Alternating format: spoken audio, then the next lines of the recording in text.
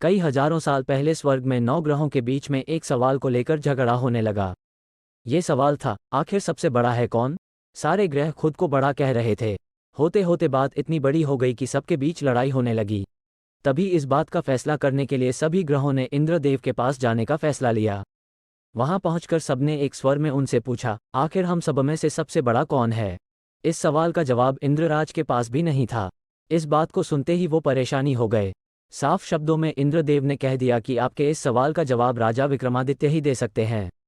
हम सबको तुरंत पृथ्वीलोक चले जाने चाहिए। सबने इंद्रदेव की बात मान ली और सभी एक साथ उज्जैन पहुंच गए। वहां पहुंचकर सारे 9 ग्रहों ने इंद्रदेव से पूछा गया सवाल इस बार राजा विक्रमादित्य से किया। ऐसा सवाल सुनकर राजा भी हैरान हो गए। उनके मन में हुआ कि हर ग्रह की अपनी एक खासियत है। हर कोई किसी धातु का देव कहलाता है और सबकी शक्ति अलग अलग व प्रभावी है। अगर किसी को बड़ा और किसी को छोटा कह दिया तो बड़ी मुश्किल हो सकती है। सोचते सोचते विक्रमादित्य के दिमाग में एक तरकीब आई। उन्होंने सभी ग्रहों का आसान बनवाकर लगा दिया। हर धातु के गुण के हिसाब से आसन लगाए गए थे, जैसे कि सोना, चांदी, कांसा, तांबा, सीसा, रांगा, जस्ता, अब्रक और लोहा। अब इन आसनों में उनके स्वामी को बैठने के लिए कहा। सब एक एक करके अपने सिंहासन पर बैठ गए। सबके बैठने के बाद राजा विक्रमादित्य बोले कि आप लोगों के सवाल का जवाब तो खुद ही मिल गया है। अब जो सबसे आगे बैठा है वही सबसे बड़े हैं। इस बात को सुनते ही आखिरी सिंहासन पर बैठे शनि देव को गुस्सा आ गया। गुस्से में शनि ने विक्रमादित्य से कहा, तुमने मुझे सबसे पीछे बैठाकर मेरा अपमान किया है। तुम्हें मेरी शक्तियों का अंदाजा नहीं है। मैं तुम्हें पूरी तरह से खत्म कर दूंगा। उन्होंने आगे कहा कि सूर्य किसी राशि में 1 महीने, चंद्रमा किसी राशि में 2.25 दिन, मंगल एक राशि में 1.5 महीने, बुध व शुक्र 1 महीने, बृहस्पति 13 महीने ही रहते हैं। इन सब के मुकाबले मैं किसी भी राशि में 7.5 साल तक 7.5 बनकर रहता हूँ। कई देवता मेरे प्रकोप से पीड़ित हैं। भगवान राम को भी 7.5 का प्रकोप झेलना पड़ा। इसी वजह से वो जंगल गए थे। रावण भी 7.5 की वजह से लड़ाई में मारा गया था। अब तुम्हारी बारी है। तुम भी मेरे प्रकोप से बच नहीं पाओगे अब। ये सब देखकर अन्य ग्रहों के देवता चले गए और शनि देव भी नाराज होते हुए आगे निकल गए। इतना सब होने के बाद विक्रमादित्य परेशान थे, लेकिन वो पहले की तरह ही अपनी जनता के लिए न्याय करते रहे। होते होते वो आनंद से अपना जीवन जीने लगे। पर शनि देव अपना अपमान बिल्कुल भी नहीं भूले थे। बदला लेने के मन से एक दिन शनि देव घोड़ा व्यापारी के रूप में उज्जैन पहुंचे। वहां पहुंचते ही उन्होंने खबर फैला दी कि उनके पास खूब तेज दौड़ने वाले घोड़े हैं। इस खबर के मिलते ही राजा ने घोड़े का ख्याल रखने वाले अश्वपाल को कहा कि जाओ उससे घोड़ा खरीद कर ले आओ। वो गया और देखा कि घोड़े काफी कीमती हैं। फिर विक्रमादित्य खुद गए और एक ताकतवर घोड़ा पसंद कर लिया। उसके बाद घोड़े की गति को देखने के लिए विक्रमादित्य उस घोड़े पर सवार होने लगे। तभी घोड़ा हवा में तेजी से दौड़ा और राजा को जंगल ले जाकर छोड़ दिया।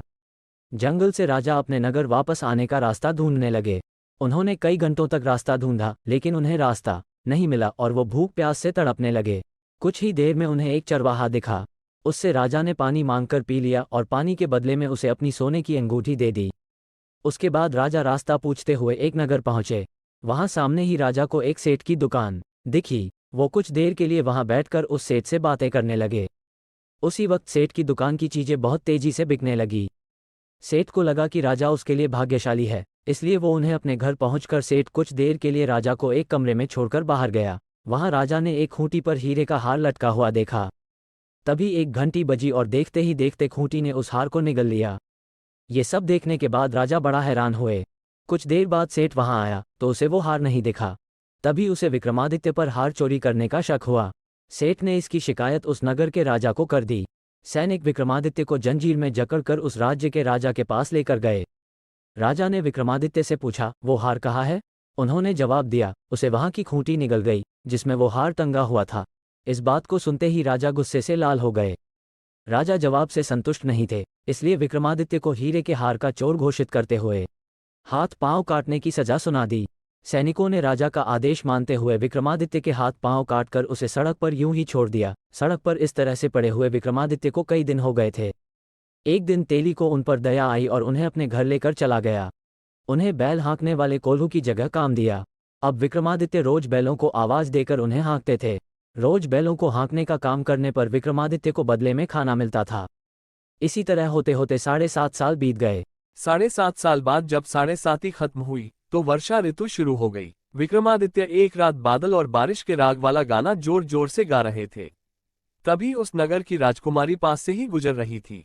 उसने वो गाना सुना और दासी को कहा कि पता लगाओ वो कौन है। दासी ने ठीक वैसा ही किया। वो कुछ देर बाद लौटकर आई और कहा कि वो एक राजा है जिसे हीरे का हार चुराने की सजा के रूप में अपंग कर दिया गया है। राजकुमारी को उसका बादल बारिश के राग वाला गाना खूब पसंद आया था, इसलिए उसने अपंग राजा से शादी करने का फैसला लिया। इस बारे में जब राजकुमारी ने अपने माँ बाप को बताया तो उन्होंने इस रिश्ते से इनकार कर दिया। विक्रमादित्य के संगीत पर मोहित उस राजकुमारी ने जिद पकड़ ली कि वो शादी करेगी तो विक्रमादित्य से ही, वरना वो अपने प्राण त्याग देगी। बेटी की जिद के आगे हारकर उन्होंने उसकी शादी विक्रमादित्य से करवा दी। शादी के बाद राजकुमारी भी विक्रमादित्य के साथ तेली के घर चली गई। विवाह की रात को ही विक्रमादित्य के सपने में शनिदेव आए और कहा कि अब तो तुम्हें मेरे प्रकोप का पता चल ही गया होगा। अपने दंड की सजा मैंने तुम्हें इस तरह से दी है। सपने में ही दुखी राजा ने शनिदेव से माफी मांगी और प्रार्थना करते हुए बोले, आपने मुझे जितना दुख दर्द दिया है उतनी किसी और को मत देना। विक्रमादित्य की प्रार्थना सुनकर शनिदेव को अच्छा लगा। उन्होंने सपने में ही उन्हें बताया कि जो भी इंसान मेरी पूजा करेगा, मुझ पर ही मन लगाकर ध्यान करेगा, मेरी कथा सुनेगा, चींटियों को आटा खिलाएगा, वो मेरे प्रकोप से हमेशा बचा रहेगा। साथ ही मैं उनके मनोरथ भी पूरे करूंगा। सपने में ये सब देखते ही विक्रमादित्य की नींद खुल गई और उनके हाथ पांव भी लौट आए थे। अपंगता से छुटकारा पाकर वो बहुत खुश हुए। उन्होंने मन से शनिदेव को धन्यवाद किया। इसके बाद विक्रमादित्य ने अपनी पत्नी को शनिदेव के प्रकोप की पूरी कहानी सुनाई। तभी सेठ को भी पता चला कि वो अपंग इंसान राजा विक्रमादित्य है। उसने दौड़कर राजा से माफी मांगी। राजा ने भी उसे माफ कर दिया, क्योंकि उन्हें पता था कि ये सब कुछ शनिदेव की वजह से हो रहा है। सेठ ने दोबारा विक्रमादित्य को अपने साथ घर चलने के लिए कहा। वहां सब मिलकर खाना खा रहे थे। उसी समय एक और हार को खूंटी ने निगल लिया। इस दृश्य को सबने देखा और हैरान हो गए। कुछ देर बाद सेठ को अपनी करनी पर पछतावा हुआ और उन्होंने अपनी बेटी की शादी विक्रमादित्य से कर दी। विवाह में सेठ ने उन्हें खूब सारे आभूषण दिए। अब राजा विक्रमादित्य अपनी दोनों पत्नियों के साथ राज्य वापस पहुंचे। वहां धूमधाम से उनका स्वागत हुआ। अगले ही दिन विक्रमादित्य ने ये घोषणा करवा दी कि सारे ग्रहों में सबसे श्रेष्ठ शनिदेव हैं। कहानी से सीख, किसी की भी ताकत को कम नहीं आंकना चाहिए।